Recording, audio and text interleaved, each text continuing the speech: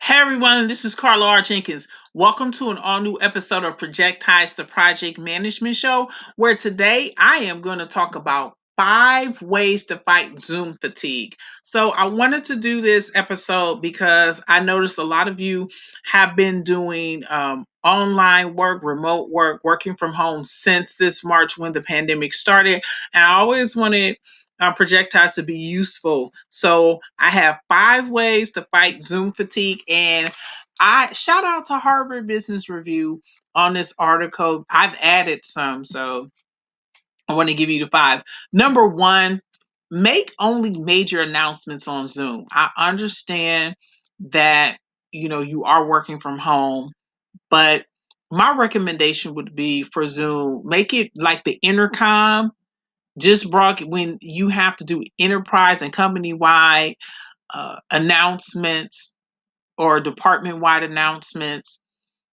That's my first recommendation just for major things, Zoom across the board.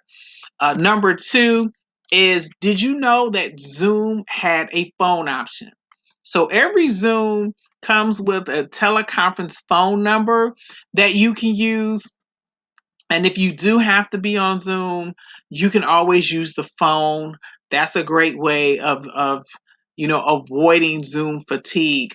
Number 3 is, as I mentioned with number 1, there's other ways of meeting with Zoom. So use teleconferencing, email, instant messaging, or SharePoint are very viable alternatives. These were what we used before Zoom. And just remember, Zoom is a communication tool. It's not the end and be all of how you communicate, even from remote. Number 4 is build-in breaks. So on average, we can sit still and retain information for an hour. If your meeting or your seminar or your conference is longer than an hour, I would suggest building in breaks, just like in person. When you went to in person conferences, you had built in breaks. You had breaks to take you from one session to another. It shouldn't be any different, especially when you are doing Zoom. And then number 5 is avoid multitasking. So just do one thing. Don't try to do more than 2 or 3 things.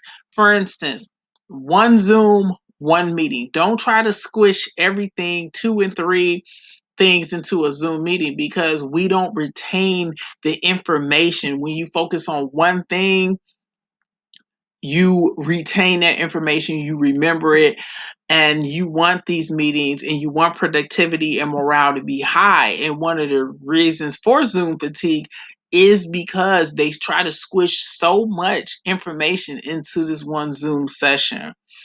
And then I have a bonus, and the bonus is, do a hybrid model.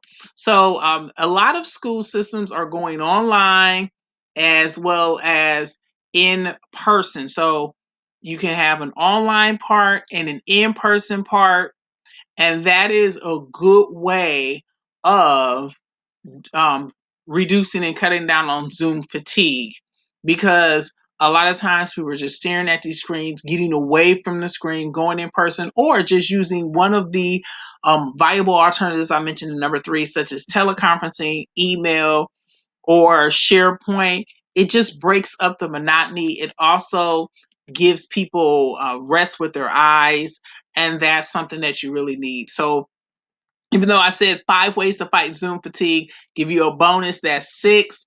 As I mentioned before, this is the episode of Projectized to help you be as great as you can be and be productive when you're working from home. And I know you're doing a lot of Zoom or Skype or any go to web meetings, what have you. Also, if you do need better help managing your virtual teams, managing your Zooms, check out Virtual Teamworks Makes the Dream Works at carlarjenkins.com/, virtual network. I'll put that in the description so that you can click on it, whether you're watching me from YouTube, Instagram Live, or Periscope. I thank everyone for watching.